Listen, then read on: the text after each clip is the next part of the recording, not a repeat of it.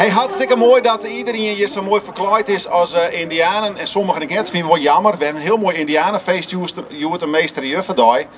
En het is de dag dat wij eigenlijk al jaar Useris vieren. Dat doen we dus één keer per jaar. In plaats van altijd een beetje vieren. Dan geven we echt een heel groot feest horen. De meester, juffendag. En het zit helemaal in het teken van Indianen. En buiten adem komt 5 aangehaald. Trots opent hij zijn vuist. Want in zijn vuist, daar zit een heel klein diertje.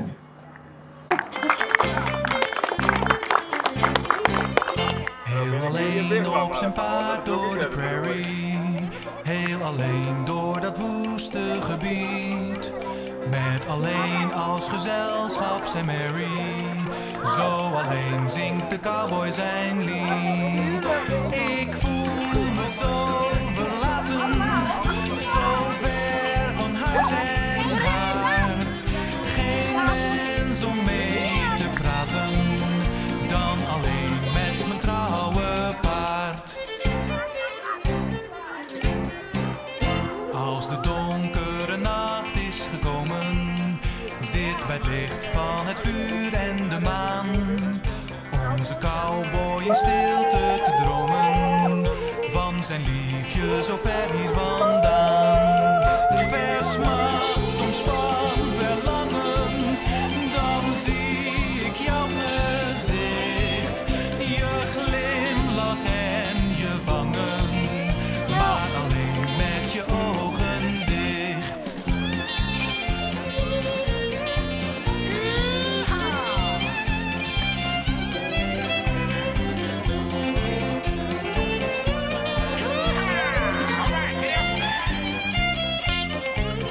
Versmacht soms van verlangen, dan zie ik jouw gezicht, je glimlach en je wangen, maar alleen met je ogen dicht. Versmacht soms van verlangen, dan zie ik jouw gezicht, je glimlach en je wangen, maar alleen met je ogen dicht.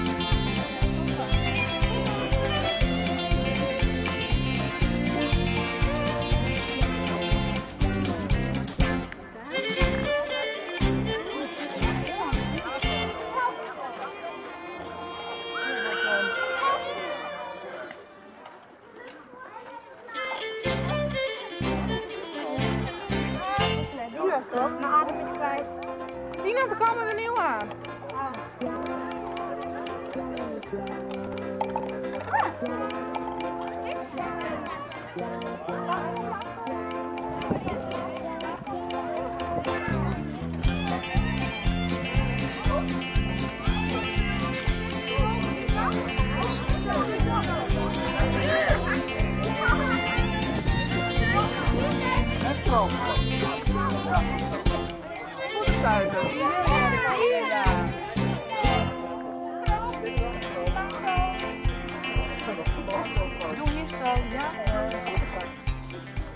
wil je maar tegen danken voor je bijdrage Joert aan deze meester juffendag. De activiteitencommissie die had dus goed geholpen bij het verzwaren van de spulletjes, het drinken en alle andere dingen. De memmen, huid en die pannenkoeken bakken. Die heb ik al je hartstikke bedankt. Ik wil je helemaal en ik wil je bedanken dat je me leuk mooi die helemaal alle spulletjes. Ik vond het heel leuk om het zo te doen. En ik hoop dat je familie heel erg genieten mooi van het mooie waar. En ik wens je hem al wel thuis en tot morgen.